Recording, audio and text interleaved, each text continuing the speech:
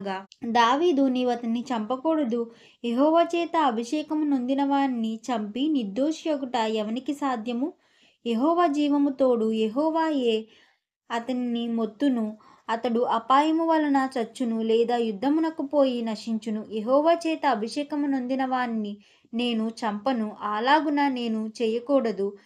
అలాగున నేను చెయ్యకుండా యెహోవా నన్ను ఆపునుగాక.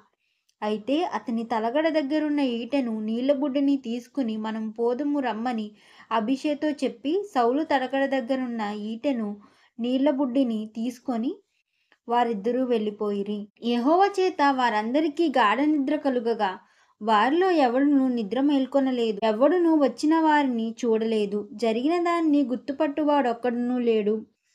యెహోవా దావీదు అవతలికి పోయి దూరముగా నున్న కొండ మీద నిలిచి, ఉభయుల మధ్యను చాలా ఎడముగా జన్లును, నేరు కుమారుడైన అబ్నేరును